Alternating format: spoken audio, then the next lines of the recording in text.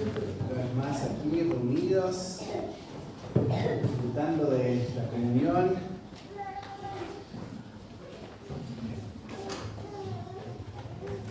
Disfrutando de alabar al Señor juntos, también de recibir personas que nos visitan, siempre es una alegría para nosotros como iglesia, así que estamos muy contentos y esperamos que se sientan cómodos, que puedan disfrutar de la comunión de los hermanos de la alabanza y también, como oraba recién nuestro hermano Claudio, por el tiempo de la palabra, que es lo que nos reúne a todos en esta mañana, así que estamos muy contentos.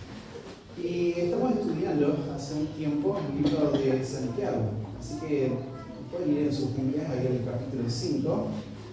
Hoy llegamos al cierre de Santiago, al cierre de esta epístola que ha sido de tanta bendición para la vida de la iglesia. Y Santiago va a cerrar esta epístola de una manera muy particular, de una manera muy especial. Santiago va a confrontar y va a desenmascarar una situación real que hay en las iglesias, en las congregaciones. Y es la situación de que dentro de la congregación hay personas que dicen ser creyentes y no lo son. Ellos actúan como creyentes, cantan como lo hacen los creyentes, hablan como hablarían los creyentes, pero en su vida no hay fruto. Así que Santiago va a terminar toda la carta con un llamado no solo a estas personas a que examinen su fe, su profesión de fe, sino que Santiago va a terminar la carta llamando a la iglesia a que puedan buscar en la congregación personas así y puedan salvarlos, puedan traerlos del error de su camino. El título para el sermón de esta mañana, que vamos a considerar en Santiago 5, 19 y 20, es cizaña entre el trigo. Un llamado a predicar dentro de la congregación. Un llamado a predicar dentro de la congregación. Ahora, como les decía recién, estos dos versículos lo que hacen es la gran conclusión de Santiago.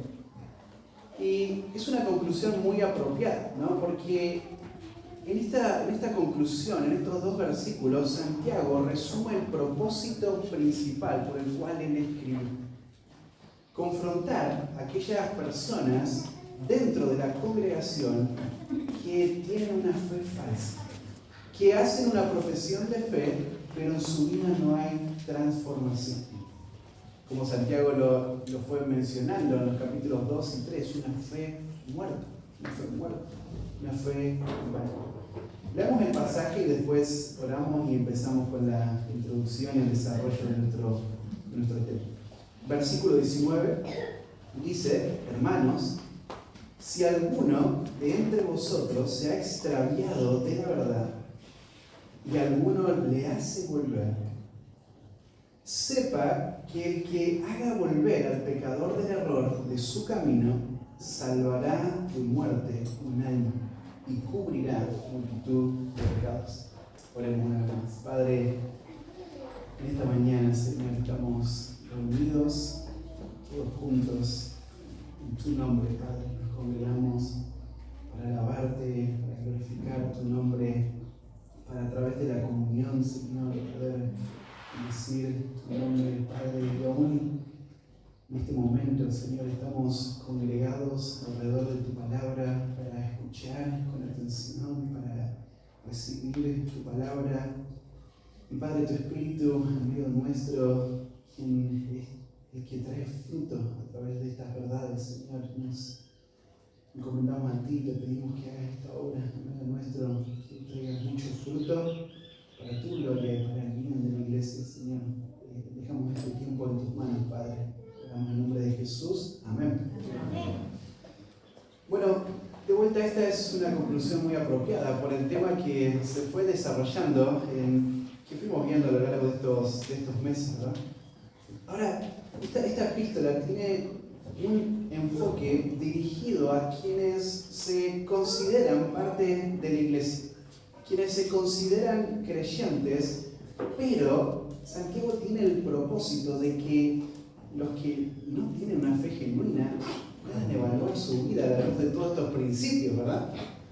Así que Santiago hace lo mismo que hacen los otros autores de la Biblia, ¿verdad? Por ejemplo, si vos vas al libro de Primera de Juan, vos ves exactamente lo mismo, ¿no? Un creyente no es aquel quien hace una profesión de fe, sino que es aquel quien ha sido transformado por el Evangelio, por la gracia de Dios.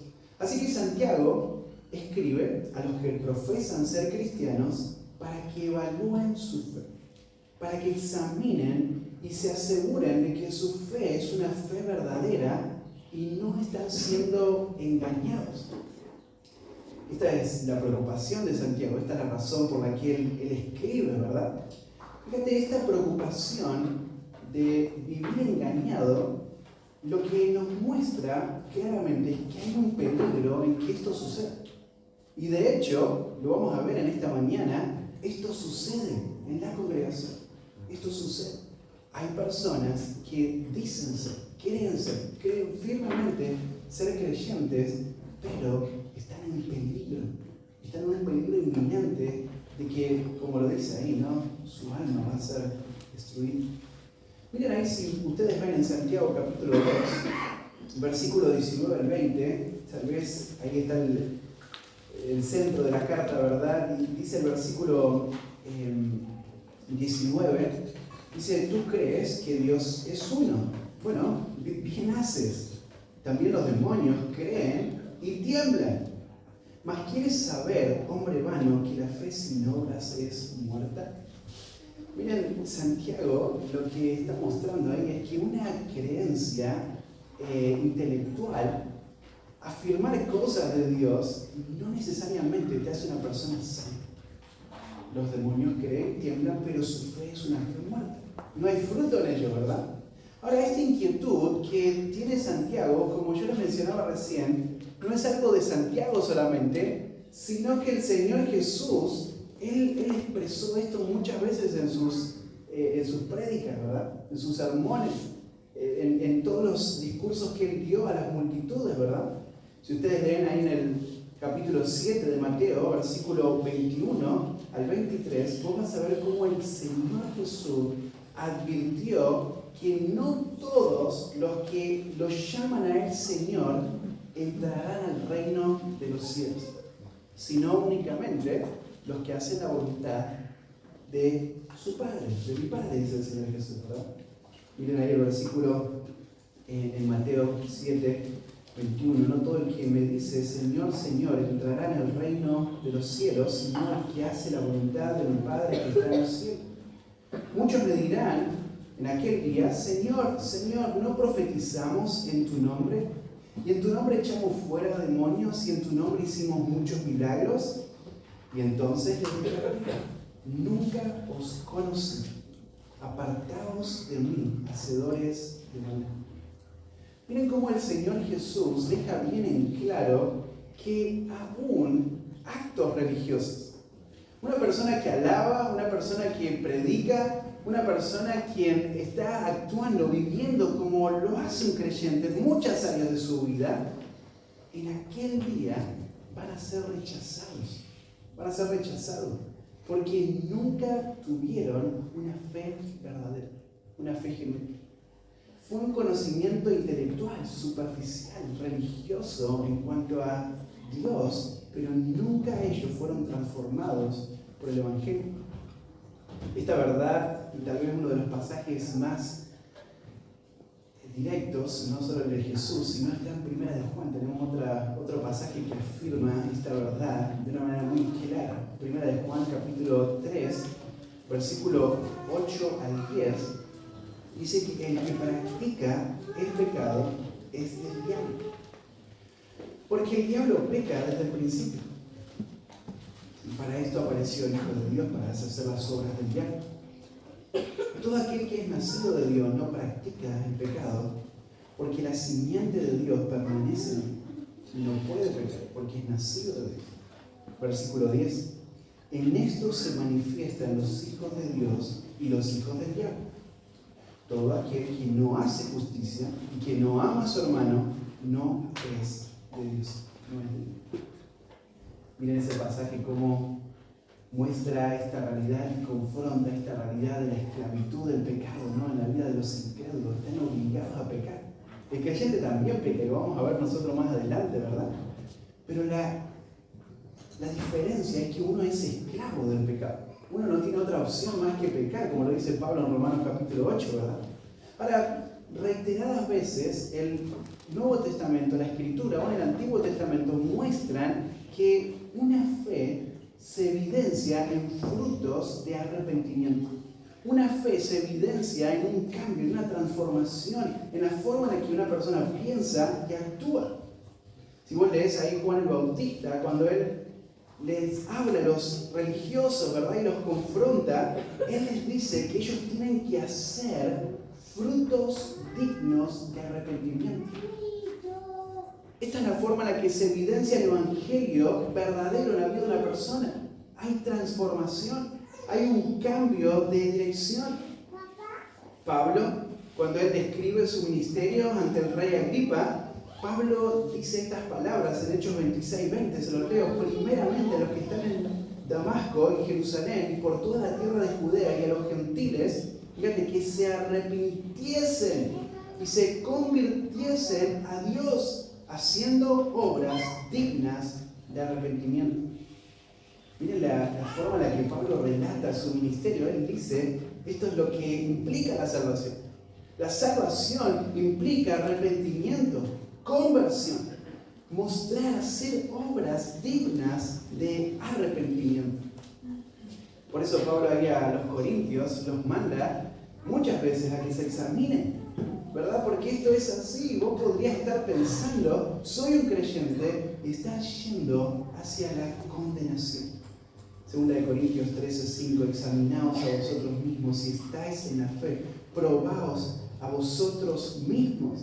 Que sigue el pasaje. Ahora,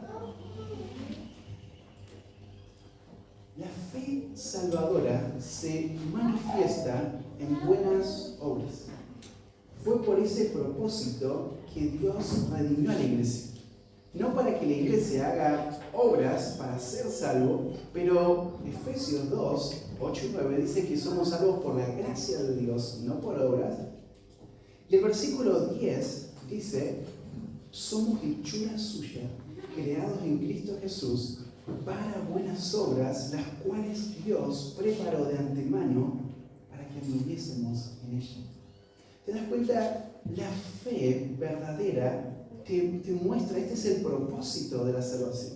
El propósito de la salvación es glorificar a Dios a través de vidas santas, a través de buenas obras que se evidencian en la vida de una persona que ha sido transformada por la gracia de Dios.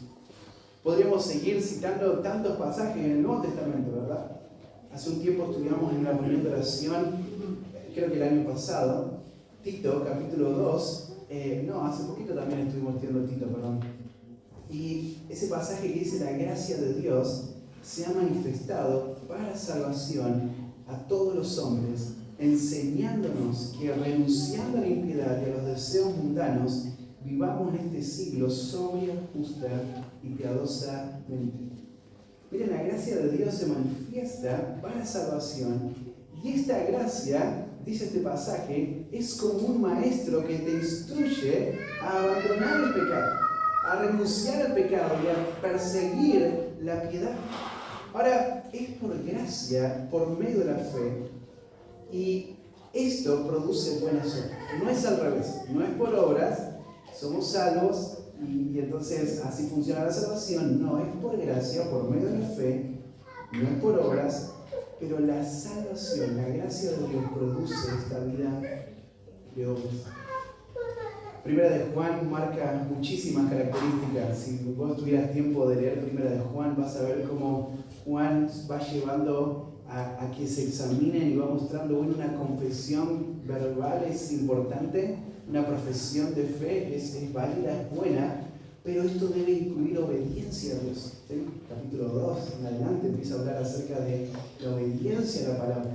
Esto empieza a manifestarse, esta profesión de fe, esta transformación en un rechazo hacia el mundo, hacia los deseos de este mundo y en una vida justa y en una vida de amor por los creyentes, ¿verdad? Así que Primera de Juan también es un libro que podría ir tranquilamente ahí al costado de Santiago y podrías ir viendo referencias todo el tiempo en estos dos libros, ¿no? Ahora, y con esto termino la introducción, tal vez ningún otro pasaje sea tan claro como el Sermón del Monte. El Sermón del Monte que el Señor Jesús habló con tanta claridad. Jesús da a conocer a través del Sermón del Monte a estos judíos que se autoproclamaban justos, cuán lejos ellos estaban de su salvación. Ellos se veían como justos, ellos actuaban, ellos tenían una vida donde aún en muchos aspectos,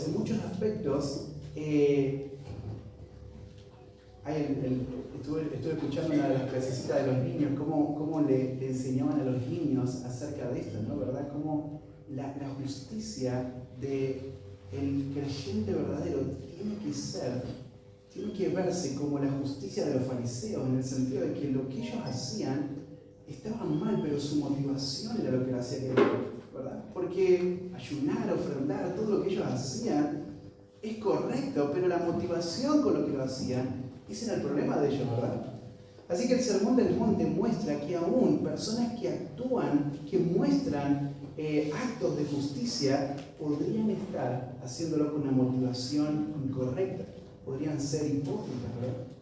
Así que el Sermón del Monte, Mateo capítulo 5 en adelante, léanlo, hasta el capítulo 7, van a ver cómo el Señor Jesús muestra de una forma tan clara y tan evidente quién es un heredero del reino y quién no. Ahora, cuando vos lees Santiago, parece ser que Santiago, él estaba muy relacionado con el Sermón del Monte, ¿verdad? Porque constantemente, desde el capítulo 1 en adelante, él confronta la fe. Confronta la profesión de fe con la forma en la que vivimos. Bueno, no es de extrañarnos, ¿no? Que Santiago era medio hermano de Jesús, así que se crió con él, ¿no? Lo escuchó muchas veces hablar esto, lo vio en su propia vida, ¿no? Esta justicia verdadera. Él estaba muy relacionado con el Sermón del Monte, ¿verdad? Era un anciano quien le enseñaba en la iglesia, en la congregación, lo que el Señor Jesús le había enseñado. Así que Santiago sigue con esa misma enseñanza. Insiste Santiago una y otra vez en la necesidad de que evaluemos nuestra profesión de fe, si es verdadera o no. Si es verdadera o no. Y como les dije al comienzo, hermanos, esto es una situación triste y dolorosa dentro de las iglesias, ¿no? Como a lo largo de toda la historia siempre se ha mezclado el trigo y la cizaña, ¿no? Personas que son creyentes con personas que aparentan ser creyentes y viven en una dinámica cristiana buena, ¿no? Y eso los confunde muchas veces, ¿no? Podríamos hablar mucho acerca de esto, ¿verdad? Pero Santiago ofrece pruebas concretas. Santiago nos muestra pasajes muy objetivos donde una persona puede ver si está en Cristo o no. Y lo hemos visto desde el capítulo 1, ¿verdad?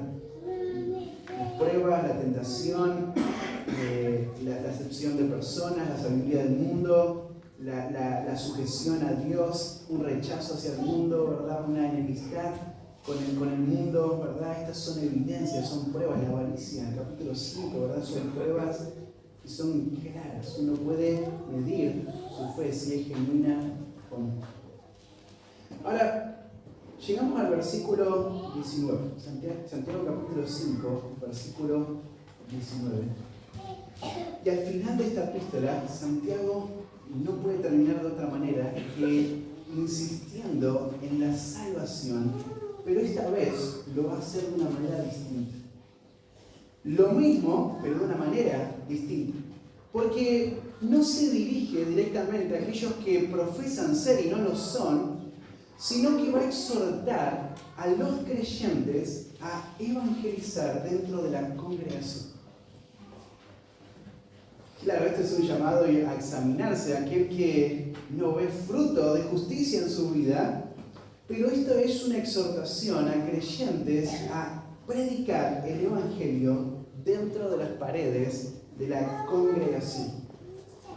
Fíjate lo que te está dando a entender esto, es que en la comunidad, en la iglesia, hay creyentes que profesan creer, pero su fe es muerta. Su fe es muerta. Así que Santiago llama a los creyentes, vayan a buscar. Vayan a buscar a esas personas que están autoengañadas y ayúdenlas a ver la realidad de su condición espiritual. Así que fíjate, la iglesia tiene la responsabilidad de evangelizar hacia afuera, ¿verdad? Las misiones, esto es lo que amamos, nos apasiona. Pero este pasaje nos muestra que dentro de la iglesia necesitamos vivir este principio.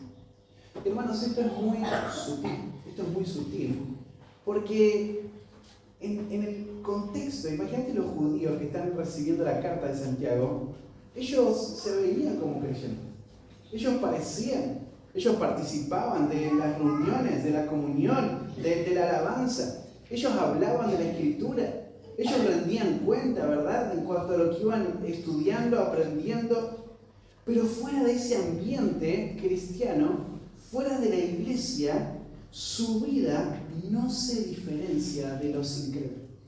Ellos se ven exactamente igual que los incrédulos. Viven como los incrédulos, persiguen lo que los incrédulos persiguen y aman, hablan como los incrédulos, se identifican con los incrédulos. Ellos se sienten cómodos con los incrédulos, ¿verdad? Esa influencia es la que ellos aman y desean y persiguen, porque en la iglesia van a ser confrontados. Así que dentro de la iglesia se ven como creyentes, hablan como creyentes, caminan como creyentes, pero fuera de la iglesia sus vidas no tienen ninguna diferencia con los incrédulos. Sus pasiones, sus deseos, la avaricia de su corazón, ellos persiguen con toda la fuerza esto, porque es lo que aman. Aman el mundo, aman los placeres de este mundo. Ellos desean vivir para lo terrenal. Así que estas personas son incrédulos. Estas personas que dicen ser y que se ven como creyentes, pero no tienen fruto en su vida, Santiago dice, ellos están extraviados. Ellos están perdidos. Hay que salvar a esas personas. Hermanos, ser creyente, ser cristiano, no es añadir a tu vida algo más. No es, bueno, este soy yo, y ahora que me voy a empezar a congregar, lo que voy a hacer es voy a añadir a Cristo y a su iglesia dentro de lo que yo soy.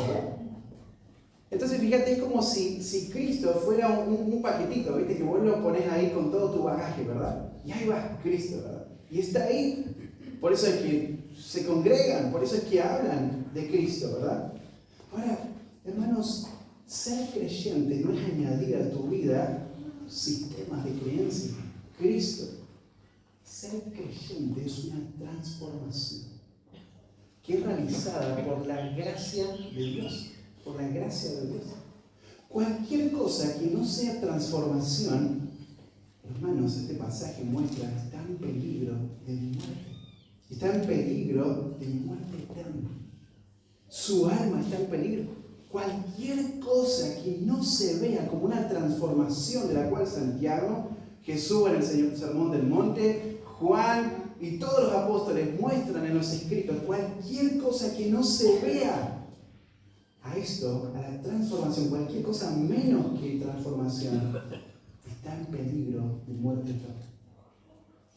Así que podría ser que alguien lleva años en la fe, años en la iglesia, años de practicar, de alabar, de cantar, de hablar la palabra de Dios, de predicar, y no hay evidencia de transformación. Entonces esa persona debería preocuparse.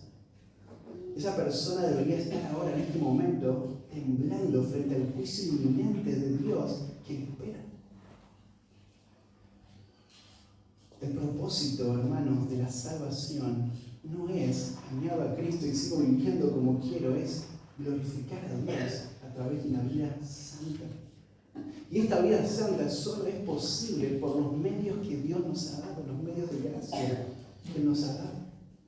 Así que la santidad, la obediencia, someternos a la Escritura, el Evangelio exige, demanda, renuncia al pecado, rechazo al pecado, vivir para los propósitos de Dios, dejar de vivir para mis propios asuntos y propósitos y vivir para los propósitos de Dios. Así que esto es una realidad, Santiago lo afirma, en esas congregaciones había, y sin lugar a duda que hoy pasa también entre nosotros. ¿Qué debemos hacer como creyentes frente a aquellos que profesan fe y no hay frutos? No hay fruto. Están ahí hundidos, esclavos del pecado. Aman su pecado, persiguen su pecado. No están dispuestos a crecer, a abandonar, a madurar en su fe. ¿Qué debemos hacer con estas personas? Bueno, este pasaje nos enseña claramente que los creyentes verdaderos deben hacer esto. No queremos que se vayan, ¿sí? No queremos que se vayan, así que no le vas a salir con los tapones de punta, ¿verdad? No queremos que se vayan, pero tampoco podemos dejar que ellos sigan engañados creyendo que todo está bien. Creyendo que, bueno, vivo como quiero, total al final del camino voy a estar con el Señor. No.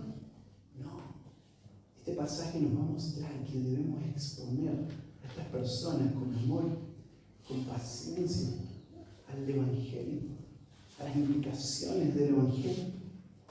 Deben vivir como profesan ser, lo que profesan ser. Así que, si no están dispuestos a obedecer, a abandonar su pecado, entonces tienen que saber, ellos no son creyentes. Así que, de vuelta a estos versículos finales, Santiago nos ofrece principios que empujan a los creyentes verdaderos a identificar y a rescatar en la gracia del Señor a quienes no tienen una fe verdadera. Así que 3 puntos vamos a ver en esta mañana. 3 puntos. El primero de ellos, lo encontramos en la primera parte del versículo 19, es la realidad del extravío. La realidad del extravío. Miren lo que dice ahí el versículo 19. Dice: hermanos, si alguno entre vosotros se ha extraviado de la verdad. Si alguno entre vosotros se ha extraviado de la verdad. Miren lo interesante de este pasaje, ¿no? Debemos pensar, esto es posible, debemos discernir, debemos reconocer a aquellos que profesan fe y no tienen fruto.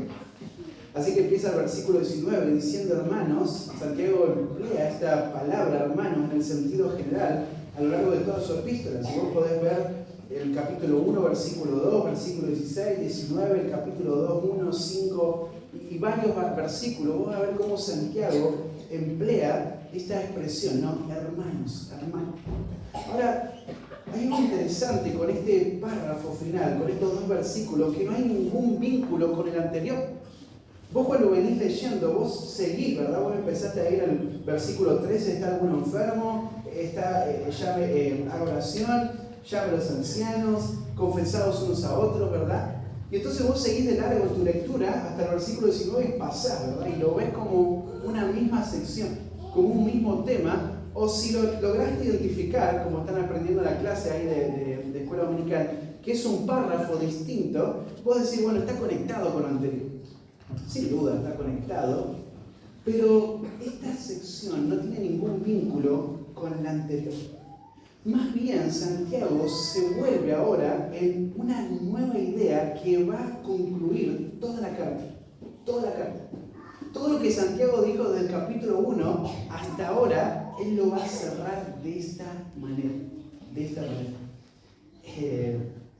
Fíjate, los últimos versículos describen a los débiles, los cansados, aquellos que están afligidos, ¿verdad? Que necesitan a los ancianos para que oren por ellos, que necesitan entre creyentes vivir estas dinámicas de confesar sus pecados unos a otros para no caer en el pecado, ¿verdad? Para no llegar hasta ese estado. Ahora, al final, Santiago va a llamar a los creyentes para concluir la carta a predicar el Evangelio a los que no son salvos dentro de la iglesia. Miren ahí el versículo, hermanos. Si alguno de entre vosotros se ha extraviado de la verdad. Miren ahí la frase, si alguno entre vosotros, introduce a esta tercera categoría de personas. ¿Sí? Los que sufren, los que están debilitados por el pecado, versículo 13, versículo 14, los que están derrotados y que necesitan el cuidado de los ancianos. Acá Santiago va a describir a los que dicen ser, pero no lo son. Estas personas quienes necesitan ser confrontados y llamados a la salvación por el resto de la iglesia, de la congregación, si alguno entre vosotros se ha extraviado de la verdad. Así que fíjate, acá está este grupo de personas, ¿no? Hay algunos que necesitan ser alentados, ser confrontados, hay algunos que necesitan oración, compañía, como lo viene diciendo Santiago, de los hermanos de la iglesia. Pero hay personas que necesitan escuchar el Evangelio. Hay personas que necesitan ser llamadas al arrepentimiento de sus pecados.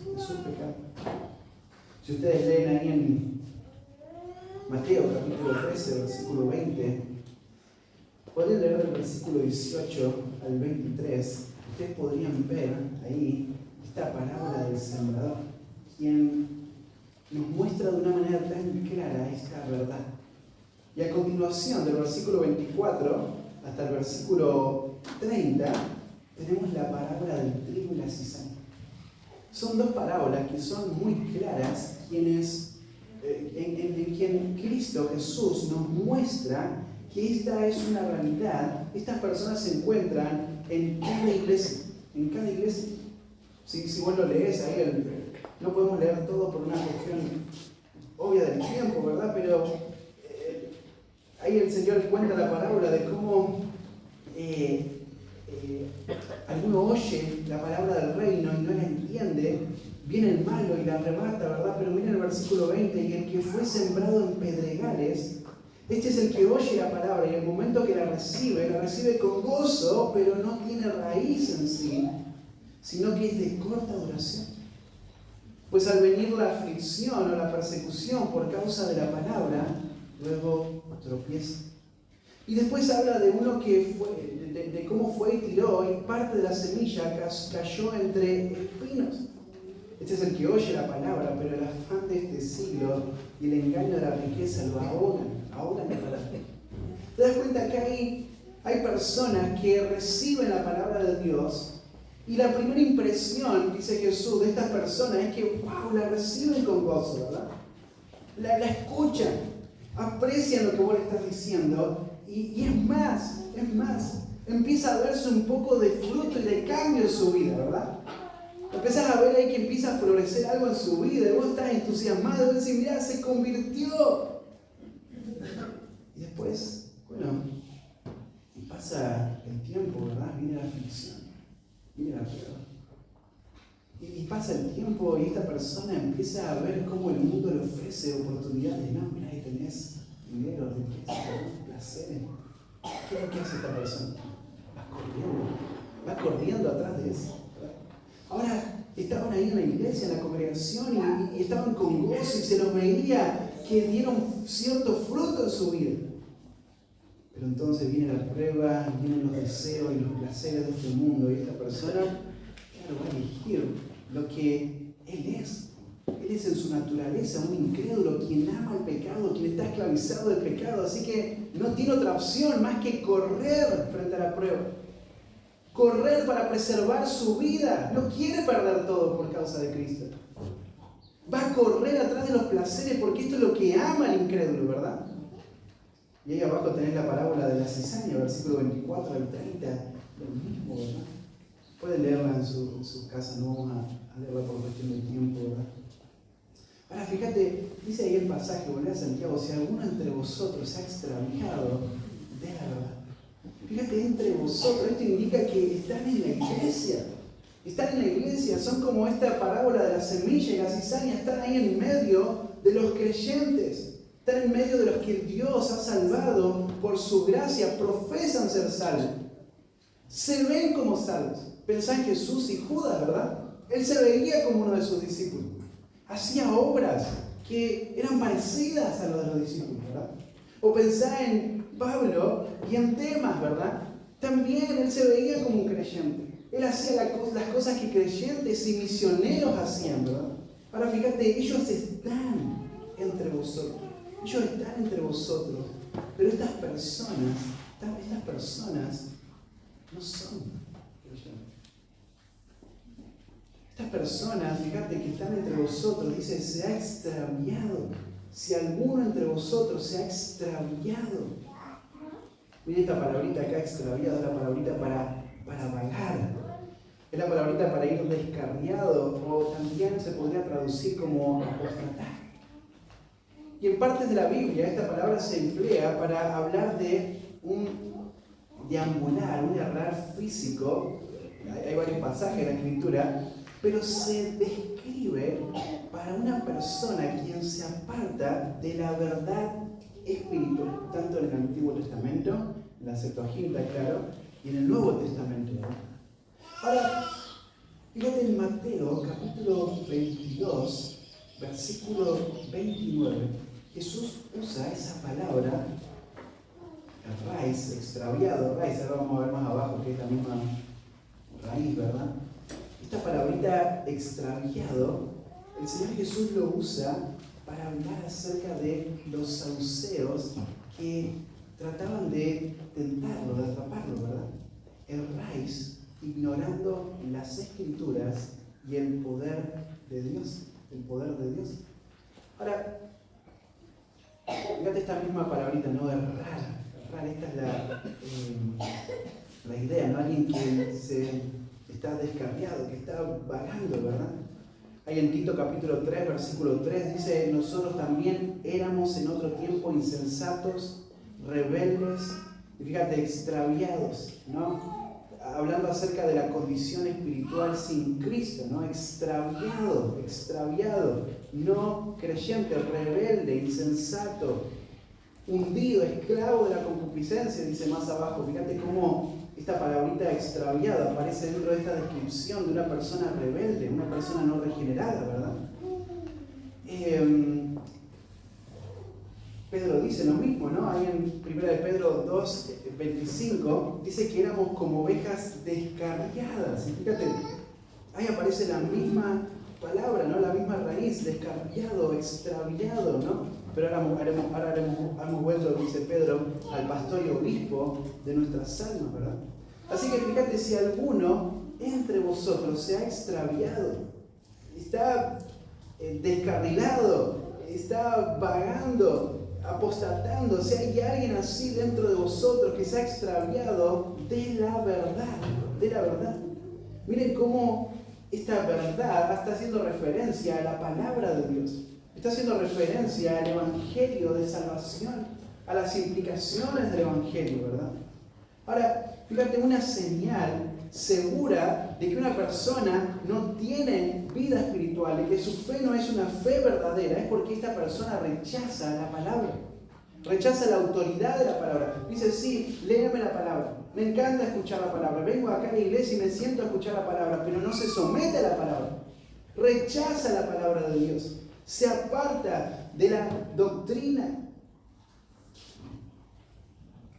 Juan capítulo 8, versículo 31, el Señor Jesús dice que sus discípulos son aquellos que permanecen en su palabra, en sus mandamientos. Así que fíjate, si alguno de entre vosotros se ha extraviado de la verdad. Esta es la realidad, hermanos. Esta es la realidad dentro de la iglesia, y es que estamos todos acá, pero hay personas que no han sido salvadas, que no han sido transformadas. Y entonces los creyentes tienen que ser conscientes. Esto es una realidad.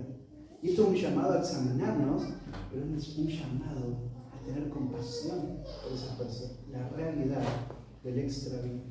En segundo lugar, fíjate la responsabilidad del creyente, la responsabilidad de la iglesia. Hermanos, somos llamados, los creyentes verdaderos, a no ser indiferentes, sino a actuar, a involucrarnos en este problema que hay dentro de la congregación. Así que tenemos que predicar el Evangelio dentro de la iglesia, tanto como lo hacemos afuera de la iglesia, ¿verdad? Miren lo que dice ahí el versículo, si alguno se ha extraviado de la verdad, y alguno le hace volver, y alguno le hace volver. Fíjate cómo Santiago emplea estos pronombres para definir, mostrar quiénes son los agentes que Dios va a usar para rescatar a aquellos que se han extraviado de la verdad. Alguno le hace volver. O sea, esta es la tarea de todos los creyentes. Esta es la tarea de toda la iglesia. Algunos. No es la tarea de los ancianos de la iglesia. Claro, es la tarea de ellos también, ¿verdad? Pero no es la tarea solo de los líderes de la iglesia, ¿verdad? O de personas que están hace muchos años en la iglesia. Ellos tienen que hacerlo. Cada creyente tiene que involucrarse en esta tarea. Es la responsabilidad de la iglesia. Y alguno le hace volver. Alguno le hace volver. Pablo ahí en 2 Corintios 5:18, él describe a la perfección este ministerio que Dios ha encargado a aquellos que fueron reconciliados por Dios. Ahora tienen esta responsabilidad. Dice, todo esto proviene de Dios. ¿El qué? Bueno, la reconciliación, el contexto, ¿verdad? Quien nos reconcilió consigo mismo por Cristo, y fíjate, y nos dio el ministerio de la reconciliación. El ministerio de la reconciliación.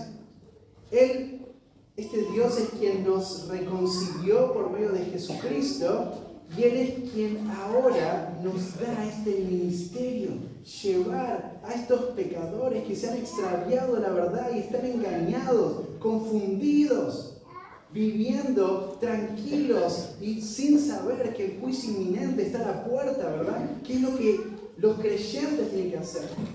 Tienen que llevar a estos pecadores extraviados de la verdad al Evangelio, a Cristo.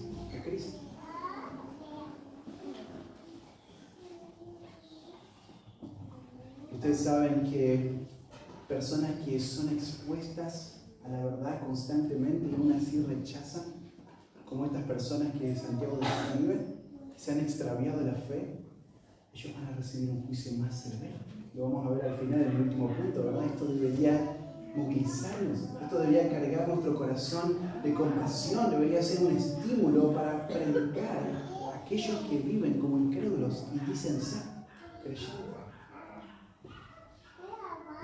Lucas 19:10, el Señor define esta misión, ¿no? Cuando Él dice, el Hijo del Hombre vino a buscar y a salvar lo que se había perdido. Esto es lo que la iglesia debe hacer, perseguir el ejemplo de Cristo, la misión de Cristo, llamar a los perdidos al arrepentimiento, a que confíen en Jesucristo, a que abandonen su pecado. Hermanos, la salvación de esta persona es lo que los creyentes debemos procurar. Es un privilegio participar del ministerio de reconciliación. Ahora, muchas veces hay temor, ¿verdad? En el corazón. Temor a los hombres, un temor pecaminoso. No, está hace más años que yo en la iglesia y claro, yo veo él vive como un incrédulo, pero él piensa que es creyente, pero no me animo a hablar. ¿O no? Abandonar el pecado, el temor a los hombres, y si vos lo estás viendo, entonces acércate. De vuelta, no les hagas los tapones de punta, porque vos no querés que se vaya, vos querés que sea salvo, que vea su condición. Así que la realidad del extravío, en primer lugar, la responsabilidad del creyente, la iglesia es responsable de predicar dentro de sus cuatro paredes, ¿sí? Afuera, pero dentro de sus cuatro paredes. Aquellos que dicen ser y no lo son. En tercer lugar, y ya terminando, la magnitud del rescate. La magnitud del resto. Hermanos, el resultado que plantea Santiago es trascendental. Es rescatar a alguien del camino de la muerte eterna. Fíjate la trascendencia, la importancia, la magnitud de este llamado, de esta responsabilidad de la iglesia. Claro, la obra es de Dios. Dios es el que salva en todo el mundo a sus hijos, a su pueblo. Él es quien redime a su iglesia, pero Él usa a sus hijos como instrumentos para predicar, para ser sus voceros, sus heraldos, quienes predican con fidelidad el Evangelio. Así que nuestra tarea, nuestra negligencia o nuestra tarea, viéndolo desde esta perspectiva, tiene consecuencias eternas. No es un asunto menor, tiene gran magnitud esta tarea. Y el versículo 20 lo dice Santiago de esta manera: sepa que el que haga volver al pecador del error de su camino. Miren sepa que el que haga volver. Fíjate, la meta de esta tarea es alcanzar a estos falsos creyentes, a estas personas que están autoengañadas. Es simple la tarea, hermanos. Es hacer volver. Miren qué sencillo que es, ¿verdad? Es sentarte y hablar y mostrarle cómo la palabra de Dios manifiesta que su fe es falsa. Hacerle volver. Es sencilla la tarea, ¿verdad? Alcanzar a los falsos creyentes. Fíjate, esta palabra volver en el Nuevo Testamento se utiliza varias veces para referirse a la conversión del pecador a Dios, ¿sí? Lucas 1:16, 17, Hechos 9:35, Hechos 14:15, Hechos 26:18 y otros pasajes más, ¿verdad? Ahora, miren cómo esta palabra también aparece en Mateo capítulo 18, versículo 3. El Señor Jesús utiliza una palabra similar que tiene que ver exactamente con la idea de esta palabra. Fíjate, de cierto, dice Mateo 18:3, os digo que si no os volvéis y os hacéis como niños, no entraréis en el reino de los cielos. No entraréis en el reino de los cielos. Fíjate, esa es la misma idea que Santiago quiere expresar. Volver. Hacer volver. Ahí en Hechos capítulo 3, versículo 19, Pedro exhortó a sus oyentes a que se arrepintieran y que se convirtieran para que fueran borrados sus pecados. Fíjate, tienen que arrepentirse, tienen que convertirse, tienen que volver. Esta es la idea, ¿verdad? Por 1 Tesalonicenses 1:19, cuando Pablo, hablando de los tesalonicenses y hablando de la conversión real, la fe genuina que tenían, él dice, ellos se convirtieron de los ídolos para servir al Dios vivo y verdadero. Fíjate, hubo un cambio, ellos volvieron, ellos estaban adorando a un Dios muerto. Ellos estaban viviendo para sus propios objetivos, pero hay una conversión, ellos se convierten de los ídolos a Dios. Y esta es la idea de volver. Esta es la idea que Santiago utiliza acá en este pasaje para referirse a hacer volver a las personas de la fe falsa, de esa vida de pecado que los tiene esclavizados, de esa vida de hipocresía que están mostrando una cosa, pero en realidad en su corazón hay muerte, hay esclavitud. Y Santiago dice, el que hace volver a esta persona de esta condición de una fe falsa, de una vida esclava del pecado. Santiago dice, el que hace volver al pecador. Fíjate de nuevo ahí, Santiago es tan claro al mostrarnos, este es el tema, ¿verdad? El pecador, el que se extravía de la sana doctrina, de una vida de santidad. La palabra que Santiago usa es un pecador. Y esta palabra en la Escritura se usa para hablar acerca de una persona no regenerada, es decir, los incrédulos, ¿verdad? Hay tantas citas, ¿verdad? Y también. Ahora, el pecador es una persona quien no se somete a la palabra de Dios. El pecador es alguien que puede afirmar cosas de Dios. También los demonios lo hacen, ¿verdad? Ellos creen y tiemblan, ¿verdad? Pero es una persona quien no se somete a la palabra de Dios.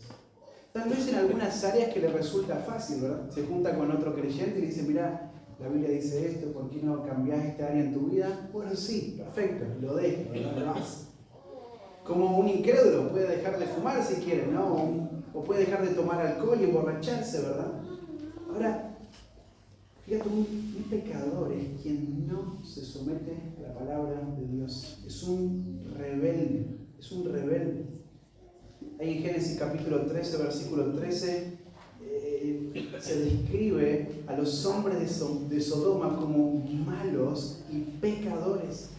Pecadores que pecaban contra Jehová en gran manera. Esta es la expresión que se utiliza, malos y pecadores. Y es la misma idea de Santiago. Al pecador, a esta persona que se revela a Dios, que se opone, que está en contra de Dios en gran manera, en gran manera. Esta palabra pecador describe a alguien quien no pertenece al reino de Dios. Esta palabra pecador acá describe a alguien quien no ha sido salvo por la gracia de Dios. Ahora, de vuelta, tenemos que hacer volver a esta persona, a este pecador. Esto es lo que Jesús hacía, ¿verdad? Esta es la meta de Cristo. Este es el objetivo de Él en esta tierra. Mateo 9:13, no he venido a llamar a los justos, sino a los pecadores. A los pecadores, ¿verdad? Lucas 18, 13 al 14, ¿no? Publicano, quien clama, Dios, sé propicio a mí, pecador, pecador. Y ese hombre descendió, justificado su casa, ¿verdad? Porque él vio su condición de pecador, separado de Dios. Romanos 5:8, aún siendo pecadores, Cristo murió por nosotros. 1 Timoteo 1:15, palabra fiel y digna de ser recibida por todos, que Cristo Jesús vino al mundo para salvar a los pecadores, de los cuales yo soy el primero. Así que un pecador, hermanos, es alguien quien está sin Dios, sin Cristo. Es una persona rebelde. Es una persona quien se está guardando el juicio de Dios. Lo va a sorprender, va a llegar a su vida. Por lo tanto, necesita salvación. Salvación, y esta es una palabra que caracteriza eso, ¿no? Es un pecador quien necesita salvación. Necesita salvación. Ahora vos estás pensando ahí diciendo, bueno, pero mira lo que está diciendo, ¿no? Qué hipócrita, ¿verdad? ¿Quién no peca acá? Claro, todos pecamos. Cada creyente que ha sido justificado peca. Pecamos, ¿verdad? ¿Sí o no? ¿O soy el único? No, pecamos, ¿verdad? Tal vez antes de venir para acá, viniste cruzado, ¿no? Se te cruzaron los cables, venías ahí renegando en el camino, ¿verdad? O cuando te levantaste, o anoche, o no encontrabas la media. ¿Le pasa a usted de eso? No. ¿Dónde está la media? ¿Verdad? Ya tiraste el zapato, voló para cualquier lado el zapato. Claro que los creyentes pecan. Pero el pecado en la vida del creyente no es algo que lo caracteriza, no es lo que lo tiene esclavo. El creyente, antes de ser creyente, antes de estar en Cristo, era un esclavo del pecado. Lo único que podía hacer era pecar, era un esclavo. No había otra cosa que pueda hacer, pero ahora ha sido librado del pecado. Ahora tiene la opción de cumplir los deseos del Espíritu. Porque hay un nuevo hombre habitando en él. Ahora, el creyente puede pecar, pero el pecado no es una práctica continua. No es algo que lo caracteriza siempre. No es la marca de su vida, ¿verdad? Ahora, un pecador, quien vive habituado al pecado, quien practica el pecado, ama el pecado, es esclavo del pecado, está obligado a pecar, como bien nos enseña Pablo en Romanos 8, esa es la persona a quien Santiago está describiendo. Hay que hacer volver a esa persona que dice tener una fe, pero vive como un incrédulo. Vive como un incrédulo. Primera de Juan 2:19, salieron de nosotros, pero no eran de nosotros. Porque si hubiesen sido de nosotros, habrían permanecido con nosotros, pero salieron para que se manifestase que no todos son de nosotros. Hermanos, creyentes verdaderos deben buscar a aquellos cuya profesión de fe dice algo, pero su vida es una vida de esclavitud del pecado. No obedecen a Dios, no se someten a la Escritura, no son creyentes, están en peligro. Fíjate, dice ahí el pasaje, volver a Santiago, sepa que el que haga volver al pecador del error de su camino. Fíjate, se extravió de la verdad salvadora de Dios, el error de su camino. Fíjate, acá está hablando del estilo de vida, su conducta, ¿verdad? La palabra error es la misma idea ahí de extraviado en el versículo 19, ¿verdad? Ahora, fíjate, la fe falsa trae como resultado no solo una fe errada, una teología distorsionada, sino que también su forma de vida. Esta es la idea acá, ¿no? El error de su camino, su conducta. Así que los que rechazan la palabra de Dios, rechazan vivir de acuerdo al estándar de los herederos del reino. Rechazan vivir vidas santas, tal como lo enseña la Escritura. Obedecer la palabra, sujetarse a la palabra, que la palabra sea la guía para nuestra vida. Así que, fíjate, Santiago dice, el error de su camino, aquel que lo haga volver, salvará. Fíjate, este es un término común para hablar acerca de la salvación en el Nuevo Testamento, ¿no? Y Santiago lo usó en el capítulo 1, versículo 21, en el capítulo 2, versículo 14, en el 4:12, en el 5:15, y ahora lo usa para referirse a salvar, y mira lo que dice ahí abajo, de muerte un alma. Muerte un alma. Miren el terrible destino que la guarda a personas que hoy están acá sentadas, escuchando, creyendo ser salvos, pero no viven de acuerdo a la palabra. Fíjate, de muerte un alma. Hermanos, a los creyentes esto debería ser una motivación para predicar, para hacer un llamado a la salvación. Si vos ves en tu cónyuge las marcas de un incrédulo, tenés que tener compasión por él. Si vos ves en tus hijos o en tus padres las marcas de un incrédulo, ellos dicen ser creyentes, pero viven como incrédulos, tenés que tener compasión. De muerte un alma.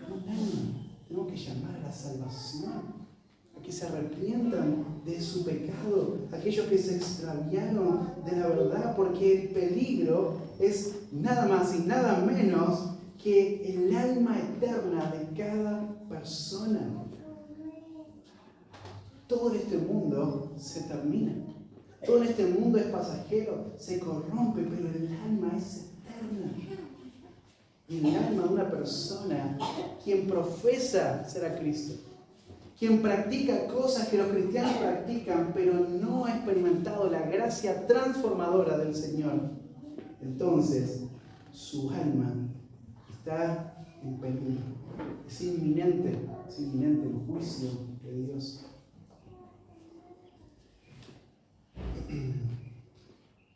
Fíjate, la amenaza que afronta esta persona entonces es el alma, muerte, el infierno eterno.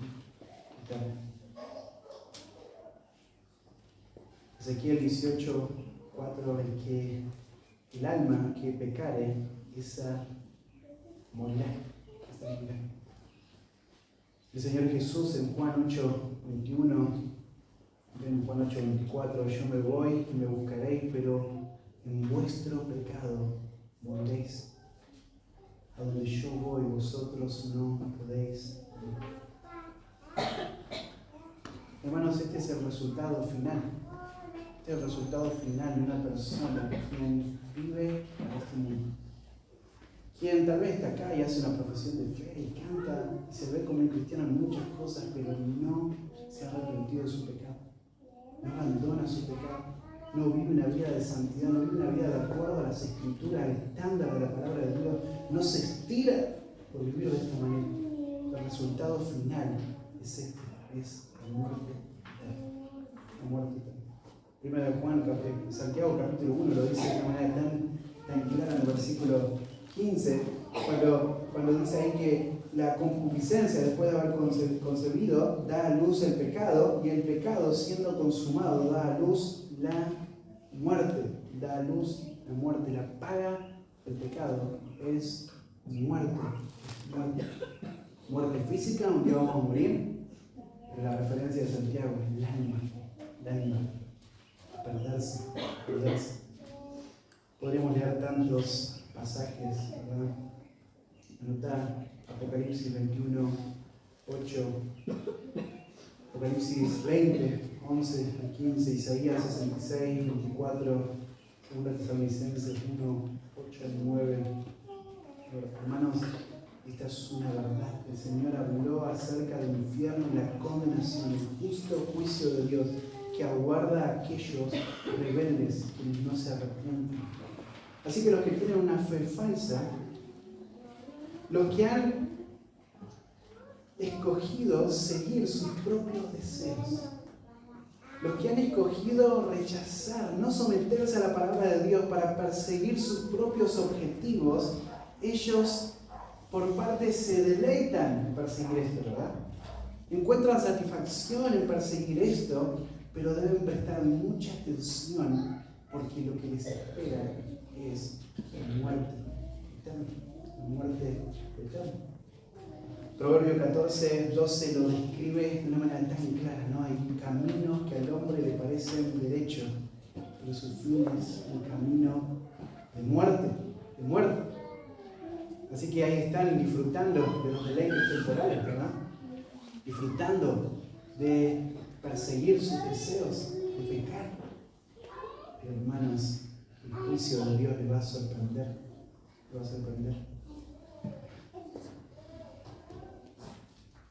Bueno, Romanos 3, 10, 18, otro pasaje. Hebreos 10, versículo 26 al 29. Y también vemos este principio. Mira de vuelta, volvé ahí al pasaje, ya estamos cerrando. El que haga volver al pecador del error de su camino salvará de muerte un alma y cubrirá multitud de pecados. El volverse a Dios, el arrepentirse, resulta en salvación, y entonces, lo que dice acá el pasaje, cubrirá la multitud de pecados que esta persona ha cometido. Este pecador arrepentido ahora va a poder experimentar el perdón, la gracia de Dios, salvación de su condición de pecado. Salmo 32:1, bienaventurado aquel cuya transgresión ha sido perdonada y cubierto su pecado. Salmo capítulo 85, versículo 2, perdonaste la iniquidad de tu pueblo, todos los pecados de ellos cubriste. Hermanos, siempre es apropiado recordar solo la muerte de Cristo, el sacrificio de Cristo, su resurrección puede proporcionar el perdón de pecados. Dios, tal como lo dice en Miqueas 7, 19,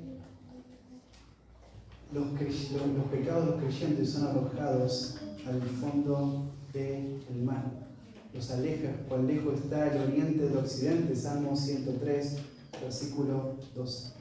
Ahora ya terminando, Dios llama a la iglesia, a los creyentes, a que vivan esta realidad, a que puedan llamar a estas almas errantes, extraviadas, personas que están confundidas, autoengañadas, que piensan ser creyentes pero viven como incrédulos. Dios llama a la iglesia, al creyente verdadero, a confrontar, a llamar, a hacer volver a esas personas del error de su camino, de su pecado, de su autoengaño. Esto es lo que somos llamados a hacer. Así que esto es lo que debe suceder dentro de la iglesia. ¿Sí? Dentro de la iglesia. Hermanos, cada uno que está acá en esta mañana, a quienes profesan fe en Cristo, pero viven vidas esclavas del pecado. No hay fruto en sus vidas, no hay obras que evidencien una verdadera conversión. Estos profesantes de fe en Cristo están espiritualmente perdidos, engañados, caminando hacia la condenación. Y aunque están rodeados de luz, porque escuchan la palabra, porque ven la gracia de Dios de una manera tan clara, cada semana, cada vez que están escuchando de otros creyentes la verdad, ellos están perdidos completamente. Por eso la iglesia, los creyentes, no debemos ser indiferentes a esto. Debemos predicar el Evangelio afuera, debemos predicar el Evangelio dentro de las paredes de la iglesia, confrontando con amor a aquellos que dicen creer, pero no viven de acuerdo a la palabra de Dios. Así que el llamado es claro, es rescatar al que se ha extraviado, porque está en juego su alma, la salvación de su alma. Con algunas implicaciones. Debemos discernir, debemos reconocer que no todos los que estamos acá, no todos los que estamos reunidos en esta mañana, no todos son creyentes, ¿sí? No todos profesan una fe genuina.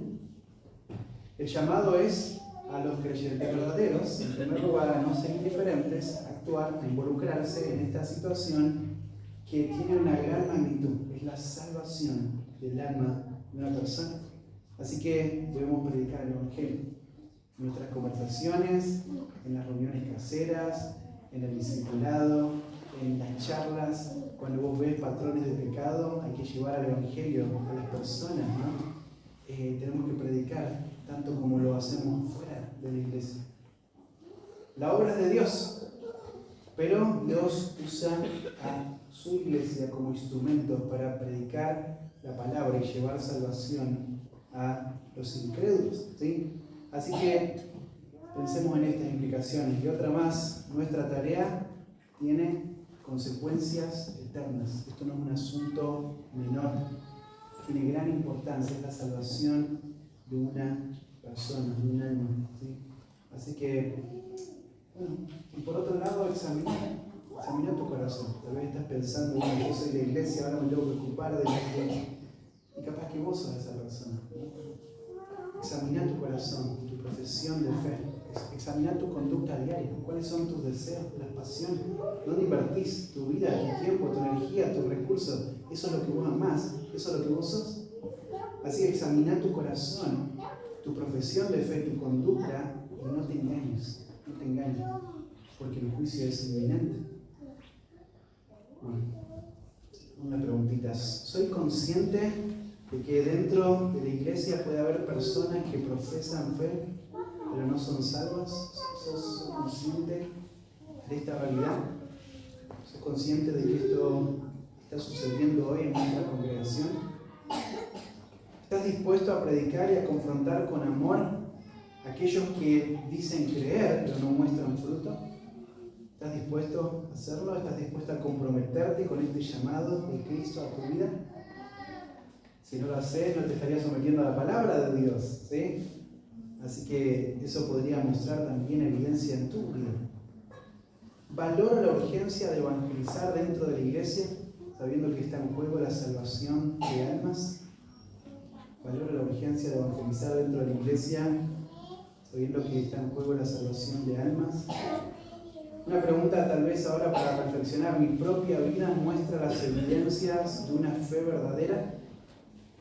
¿O me parezco más a un profesante sin obras, ¿no? Alguien quien dice ser y no tiene fruto en su vida. Y la última preguntita, ¿cómo puedo ser un instrumento de Dios para ayudar a alguien dentro de la iglesia a reconciliarse con Cristo? ¿Cómo puedo yo involucrarme en ser un instrumento de esto? Bueno, oremos al Señor para cerrar este tiempo. Padre, esta mañana abrimos tu palabra confronta, Señor, expone. Por un lado, la realidad de que hay personas quienes están convencidas de que son tus hijos, convencidos de que tienen una herencia reservada para ellos en el cielo. Pero estas personas, aunque que se congregan y hacen muchas prácticas que los cristianos hacemos. Ellos aman el pecado, se deleitan en el pecado. Ellos viven su vida, deciden según sus deseos, sus pasiones. Ellos disfrutan estar con personas quienes te rechazan y te odian, Señor.